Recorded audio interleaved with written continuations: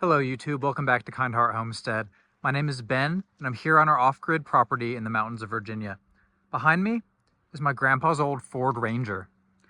This thing is a 2000 model, pretty tiny truck, and he left it to me shortly before he passed away. So I do want to keep it around, but there's not really too much we get to use it for because my Prius can haul much larger lumber than the truck can. So the only thing I really use the truck for is concrete and propane. Nevertheless, I have it registered in Virginia as a farm vehicle, but because I rarely drive this on any roads, I've been neglecting the maintenance on it. So it's been about 2 years since the last oil change, but it's probably driven, I don't know, less than 200 miles since the last oil change. So I'm working up the courage to do the oil change all by myself. At Lowe's, I got 5 quarts of oil. I also got one of those pans that I need to put under the plug. So hopefully I have the tools that I need to get this done.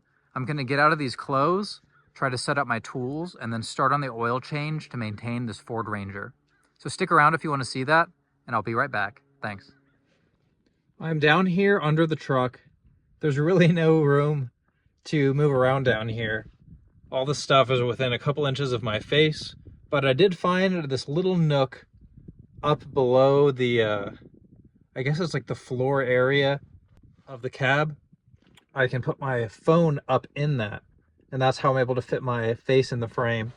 But as you can see here, I have a 5/8 inch socket wrench. I brought my full socket set down here, and I found a tiny little area under the engine where one hexagonal bolt head is exposed. I'm assuming that is where I need to drain the oil from. It is the lowest point, so it makes sense to me. So I'm going to take that bolt out, and I'm going to put my oil drip tray underneath it. And then hopefully the flow is slow enough to where I don't make a huge mess. But just to be safe, I'm going to wear some gloves. I've never looked up instructions on how to do this, but I have watched people change my oil before. Granted, they did have a lift. I don't think I need all that technology just for the truck, so I'm going to try this myself. So let's see how it goes. Here's a close-up shot of the oil plug under the engine of the Ford Ranger. It's a pretty standard bolt, but I found that it was much too tight for me to undo by hand.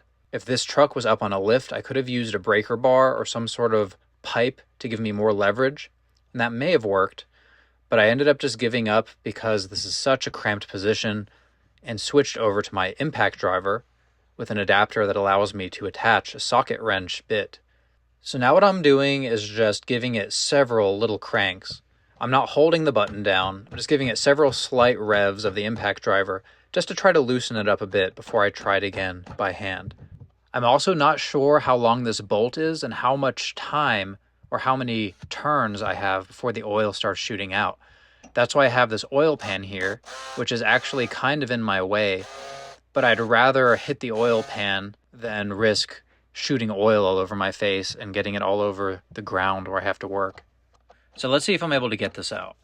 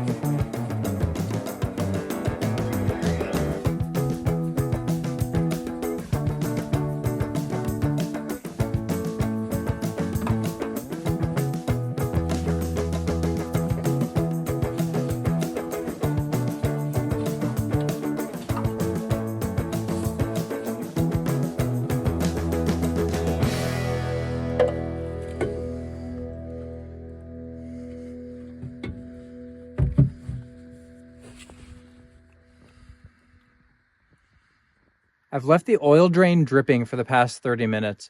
It's probably about time to put that bolt back in. But before I do that, I want to get the new oil filter installed. This is just a cheap Fram oil filter from Walmart, less than $5. But because this truck gets its oil changed based on time rather than mileage, I'm not too concerned about any sort of mileage ratings for the oil filter. They say you should do it at least once a year. So, based on the instructions on the box, they say I should fill this up with oil before I install it. I'm not going to fill it all the way up to the very tippy top because it installs at a bit of an angle and I don't want to make a mess. But I have some funnels here, and I have 5W30 conventional, which is the same oil I use on my Prius. So that's actually very convenient because if I don't use all of this here, I can use the rest of it to top off my Prius. And if for some reason the oil dipstick shows low oil on this, I can use the oil that I bought for my Prius to top off the truck. The reason I keep oil on hand for my Prius is because I have over 200,000 miles on it. It's kind of beyond the scope of the normal maintenance manual. But from everything I've read online through the Prius chat forums and things like that, my Prius at that age is known to just burn through oil. That's a side effect of the fuel efficiency. So I do top off my oil regularly between oil changes. So back to the truck. I'll see if I can get the oil in this pretty easily without making a mess. Since I've never changed oil in a vehicle before, I wasn't exactly sure how much oil would fit inside of this filter. The instructions did say to preload the filter with oil before installing it, and I didn't really want to do that because it's in such a blind area that I can't actually see if I'm spilling the oil when I go to install it. But because the manufacturer says it has to be done, I'm doing it. But it took me several attempts of filling it, topping it off again, because it's a bit deceptive when you look down into the hole. First of all, the hole is pretty small, so it's hard to see exactly where the oil level is. But after you wait a minute after topping it off, the oil actually absorbs into the filtration membrane around the sides, and then the oil actually settles back down. So I never knew when the last top off would be. The side effect is that the filter is slightly overfilled with oil, and I'm sure I spilled a few drops trying to install it, but I did still have the oil pan in place. I passed the filter up through the bottom, tightened it by hand, and then finished off 3/4 of a turn with some channel lock pliers. So the last step I need to complete before pouring the rest of the engine oil into the engine is to put the oil plug back in. I left it off as long as I possibly could just to allow any old oil to drip out of the engine. All right, that was trickier than I thought. Because of that angle, it makes it very difficult to have a good grip on the oil filter, especially since all my gloves and the filter itself are covered in oil. So my tools kept falling down under the truck. I got it on and I got the oil plug tightened by hand using a socket wrench as tight as I could get it. I had to use an impact driver to get it off, so I don't really want it to be that tight when I take it off next time. Now I need to put the rest of this oil into the main oil area. I top off the engine oil in my Prius pretty often, but I use those small 1-quart bottles, which make it a lot easier to hold with one arm and aim into the little reservoir. With this big jug, I had to hold it with 2 hands, and this engine compartment is way larger than my Prius, so I actually had to use a funnel to make up for my lack of aim at that distance. So that's why it's taking so long. I'm using a tiny little funnel, and I have to wait for that funnel to drain before I can pour more in. I'm also checking the dipstick occasionally, which is slightly out of the frame there, because I don't want this to be overfilled. Since the oil filter is full, I know that the oil doesn't really need to settle too much, but still cautious not to overfill it. I'm just putting in enough to where the dipstick reads that it's at the highest level at the dot. Now that the oil's in and it's at the suitable level on the dipstick, I'm replacing the oil cap, and I'm giving it a couple extra little clicks because I like my stuff to be perfectly lined up. Well, I successfully changed the oil in the truck. It wasn't as difficult as I thought it would be. given the fact that I don't have any expertise in doing automotive and engine maintenance, and I also don't have the appropriate tools for the job. But using my socket wrench and my impact driver, I was able to get that oil plug out.